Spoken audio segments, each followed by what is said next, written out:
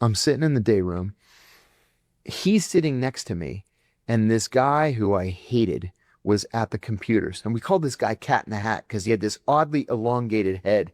So he looked just like the cat in the hat. Well, Cat in the Hat wanted to move into my room at one point, into my cell. We had a free bed. So we had a rule, no child molesters, right? We're all good, we called good guys in our room. Like my bunkmate was the mayor of Cleveland, for example. Fantastic, awesome guy. Crooked as the day is long. But he was a natural born politician. I loved him. Frank Russo, God bless him. He's dead now. He had a heart attack during COVID.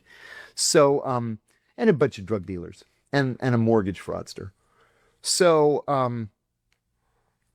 so Cat in the Hat says, "Hey, I see you have a bed in there. I wanted to move in." And I said, "Well, you got to be interviewed by everybody in the room." So he comes to the room for his interview. This is all very formal, very serious, in context. I said, "What's your crime?" And he says, "Murder for hire." And I go, "Ooh, I don't think I like that any better than child molestation." I said, "What were the circumstances of murder for hire?"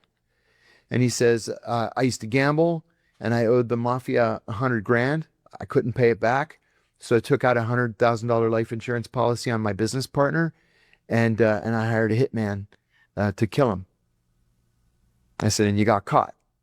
"Yeah, like in a minute." They caught him in a minute. So he agreed to rat out the hitman. Well, it turns out the hitman then died of a heart attack while awaiting trial.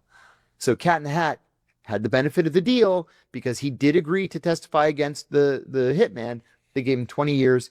Once you get to 10, you can come to a lower security prison. And I said, "I vote no. Not only are you a murderer, you're a rat." I said, "I don't want any fucking rats in my room." Everybody else was like, "Forget it." So this guy hated me, but he knew I was close to the Italians, very close to the Italians. So I'm sitting there next to Truck, and this fucking guy is like 3 feet away from me, doesn't know I'm sitting right behind him. And he says to the guy next to him, "Did you hear that fucking Kiriakou got called to the lieutenant's office?" He goes, "You know why? That guy's a fucking rat."